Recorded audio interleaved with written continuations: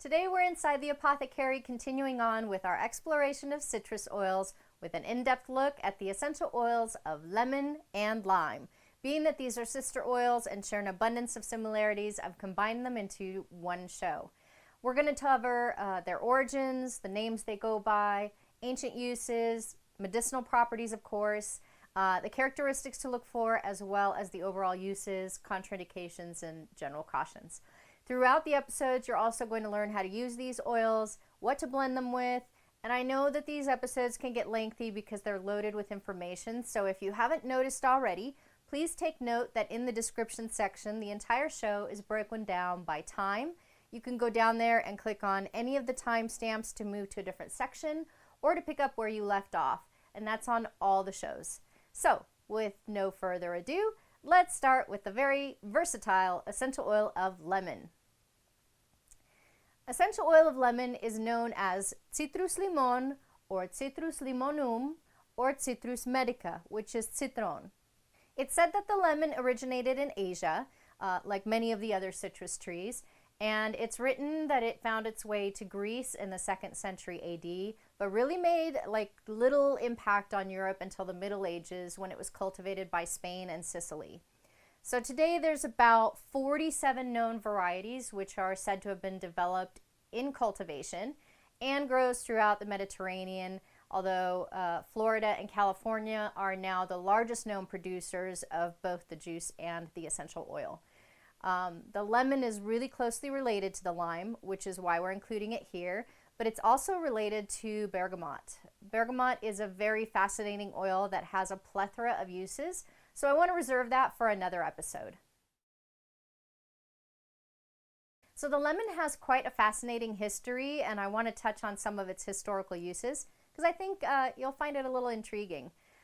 So you've seen the juice and the peel widely used in today's domestic seasoning and cooking, but it's extremely nutritious because of its very high vitamin A, B, and C contents. In Spain and other European countries, lemon is something of a cure-all, especially with regard to infectious illnesses. Lemon and lime were used for fever, such as malaria and typhoid fever, and employed especially for scurvy on English ships at sea. Remember, we talked about scurvy in the essential oil of orange discussion, so it's back because lemon and lime are part of that citrus classification and from the same region. Taken internally, the juice was considered invaluable for acidic disorders such as arthritis and rheumatism, and a great benefit to dysentery and liver congestion. But note, the juice of the fruit, not the essential oil. So here's some interesting and fun uses. And I'm going to quote some book references here, but the Greeks used to use lemon to perfume their clothing as a form of deodorant, and then lime to repel insects. In Chinese medicine, according to the book Chinese Herbs with Common Foods, lemon was taken by pregnant women to secure the fetus. A remedy for swollen tonsils was to juice lemon and mix it with a glass of warm water, and then you drink it slowly a few times a day. This drink was also taken to remove uric acid from the body, just like we did with the orange juice. So orange, lemon, lime, all interchangeable for that purpose. Today, many people start their day off by having a freshly squeezed lemon in a glass of water, with or without honey. And this daily drink is said to help cleanse the blood vessels, the intestinal tract, liver, and other organs, provide an important amount of vitamin C for the body to start your day. But if you do decide to implement that, just take note, lemons and limes, highly acidic. They can cause tooth enamel to erode if taken in high concentrations. So you just want to make sure that you're really diluting the juice in the water. In the book Miracle of Lemons by Penny Stanway, MD, Penny states that lemons, and especially their rind, contain almost every known type of cancer-preventing and cancer-fighting phytochemical. In addition, Dr. Stanway reports that lemon is helpful for age spots, Alzheimer's, anemia, anxiety, joint discomfort, athlete's foot, cataract, cellulite, high blood sugar, kidney stones, memory loss, warts, and her list goes on. So I definitely would check out that book if you're interested in learning more. It's a very interesting read.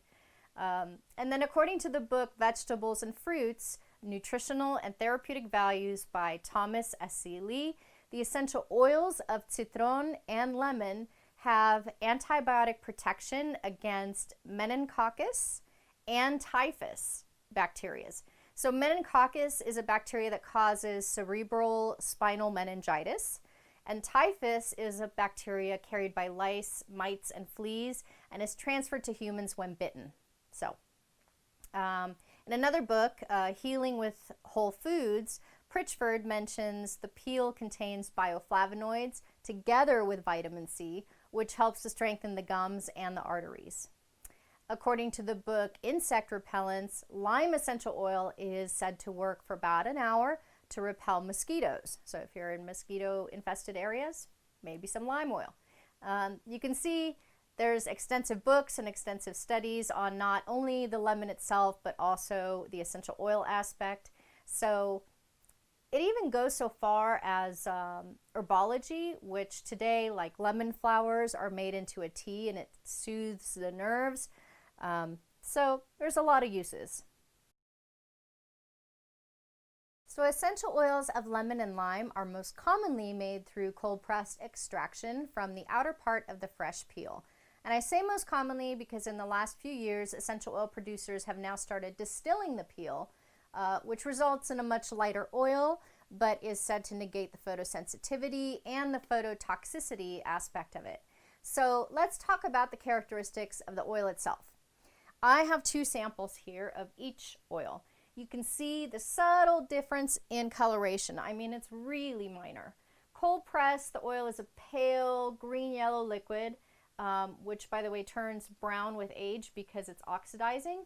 And it has a top note, light, fresh citrus scent. Steam distilled is almost translucent. It does not oxidize. Also has a top note, but it's more zesty scent that it's almost a little sweeter than cold pressed. Here you can see lime. It's a very, very pale yellow, a little bit olive green liquid with a fresh, sweet citrus peel scent. And again, the distilled is almost translucent and a little bit bitter on this one. So both blend really well with lavender, neroli, ylang ylang, rose, sandalwood, chamomile, fennel, geranium, eucalyptus, juniper, and then of course its sister oils in citrus. So due to the extensive use and research of lemon, it has quite the list of documented uses. So when you're doing your own research, you're going to find these listed as medicinal properties, documented properties, uses, or actions. That's what they're titled as. Although, I mean, technically, I guess they shouldn't be. Those terms are being used interchangeably based on the author of the book. So something to take note of. Essential oil of lemon is known as being anti-anemic, antimicrobial, antibacterial, antifungal. It's a very strong antiseptic. It's said to be a great antidepressant, antioxidant, anti-rheumatic, anti-sclerotic, antispasmodic. It's been used as a blood purifier, a decongestant and detoxifier, a diuretic, and a digestive aid, very strong disinfectant, insect repellent or insecticide. It can kill parasites, boost the immune system, act as a laxative or sedative. It stimulates the circulatory and lymphatic system, and a long list of other additional benefits. This oil is worth having at home at all times for clearly a number of reasons. Always have fresh lemon on hand and always have some lemon essential oil on hand. Lemon essential oil is extremely high in limonene, which we talked about in previous episodes. In lemon, it's made up of about 70% limonene, which again has over 50 clinical studies for its ability to combat tumor growth. But in terms of holistic and aromatherapeutic applications, The lemon oil's antiviral nature makes it helpful for colds and flus. Its generally anti-infectious property makes it an excellent antiseptic, and its great smell sharpens and focuses your consciousness, clarifying and uplifting the mind, getting you focused on your projects. Topically, it's invaluable for things like broken capillaries, varicose veins, warts, nosebleeds, and pretty much anything where the veins need toning and strengthening. So really good for that. So lime, also known as Mexican lime, West Indian lime, and sour lime. It's native to South Asia, surprise, surprise, naturalized in many tropical and subtropical regions of the world, and cultivated mainly in South Florida, the West Indies, primarily Cuba, and Central America like Mexico, as well as places like Italy. Lime is used almost interchangeably with lemon because it shares so many of the same qualities. Lime is also used as fragrance components in soap, detergent, cosmetics, and perfumes. And the terpeneless oil is used by the food industry, especially in sodas and soft drinks, for that lemon and lime flavor. Medicinally, lime is known to be anti-rheumatic, anti-scorbutic, antiseptic, antiviral. It's a natural aperitif. It's a bacterial side and a restorative tonic. In aromatherapy, we use lime oil for skin conditions such as acne and herpes. It soothes insect bites, helps with respiratory problems, decongest the lymphatic system, and can support weight loss. So both lemon and lime essential oils are considered non-toxic. However, they can cause skin irritation, so be sure to use a carrier oil and use small amounts of the essential oil. If cold pressed, these oils are phototoxic, which means they can cause photosensitivity when used on the skin and then exposed to the sun. So avoid sun exposure or use a high-grade sunscreen. Steam distilled are said to be safe and not phototoxic, but I say better safe than sorry because it's not always labeled. So now to the fun part. Let's talk about using these oils at home. First off, they are fantastic oils to diffuse. Diffusing either of these oils can reduce stress, it can uplift your mood, they are refreshing and reviving and can improve your mental clarity, your alertness, and sharpen the senses. I actually think they're amazing together along with the essential oil of orange that we talked about previously. So you're going to fill your diffuser with water to your water line, and then add 5 to 10 drops of your oil. If you want to try mixing your oils, don't exceed 10 total drops. So if you're using 2 oils, like your lemon and your lime, maybe do 5 drops of each. If you're wanting to add your orange, maybe do 3 drops of each oil into it and do an equal blend until you learn how to truly blend. If you're using a nebulizer, do not dilute these. Add your oils directly to the provided bottle, mixed or single, and attach the bottle to your nebulizer and just press go. So diffusing lemon oil can be especially beneficial for runny noses and allergies. So something to note, especially with all the pollen going on right now. It's good to have in the air. Topical application. We're going to make a blend first. So add 3 to 5 drops of whatever oil you're going to be using to a 1/4 teaspoon of a carrier oil. Remember, carrier oils are vegetable oils or any kind of a base that's going to protect your skin from having direct or neat contact. So I like to use coconut oil. You can use almond oil, olive oil if that's all you have in your cupboard. All those work great. Once you make your blend, this is how you are going to use it. So lemon or lime both soothe insect bites. So you're just going to apply it to the affected area, your mixture. Lemon has a wonderful toning effect and is great for toning the veins like we talked about. So if you suffer from varicose veins or spider veins, Just apply the mixture to the affected area a couple times a day, but you're going to have to be consistent and do it every day to actually see a difference. Lime is excellent for head lice. I know if you have kids, you're going to run into that. So it's a wonderful oil for that. Even better when you mix it with tea tree. If you don't want to do oil on the scalp with that blend that we talked about, you can add your essential oil directly to your shampoo and bypass the base oil.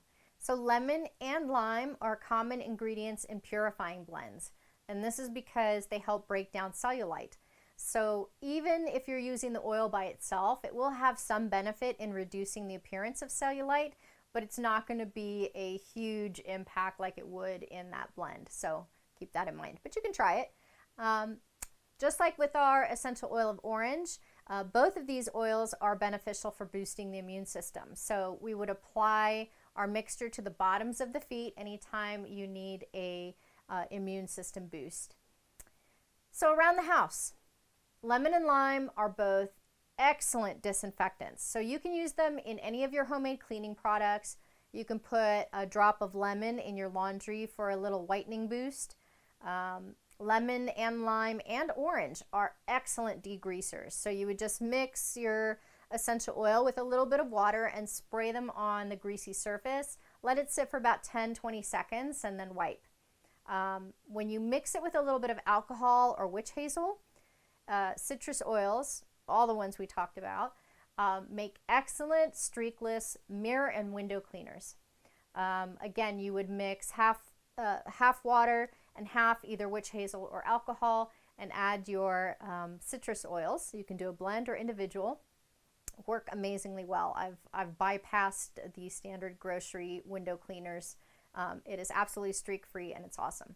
So as mentioned before, there are companies out there that will advocate ingesting or cooking with your essential oils. Again, I'm looking at these from a therapeutic standpoint, so I don't support heating therapeutic oils. If you want to use lemon in a recipe, I recommend you use an actual lemon and get the full benefit of the lemon, including the vitamin aspect. So if you were fighting things like kidney and gallstones or looking to treat a digestive or urinary issue, just please contact your healthcare professional, a holistic healer, or a naturopath to aid you in the process of ingesting essential oils. And always make sure you have organic, high quality oils if you're going to do so. As always, please store your oils in a dark bottle, away from a heat source, and out of the reach of your children or pets. While technically not toxic, ingestion of large amounts can potentially be hazardous to your child, your infant, or your pet, and in rare cases can be deadly depending on the size of the individual versus the amount of oil consumed. So be safe, have a designated area for your oils that is out of reach or preferably, locked up. I know this is a plethora of information, but hopefully it gives you a start on how to utilize your new oils. If you are using one of these oils successfully for a purpose that I have not mentioned, feel free to share with everyone by posting in the comments. I would love to hear from you. Be sure to give the video a thumbs up if you enjoyed today's show, and visit the description section for some helpful links. I've put some valuable coupons in there, even some links to some of the books that I referenced. Remember, with more education comes more options. So next time on Inside the Apothecary, we will be looking at the essential oil of grapefruit, which is rounding out our citrus oils. There is only 2 more citrus oils that we are going to tackle, and then you get to learn how to start blending them. So that's it for today. Na zdraví, to good health, and I will see you next time.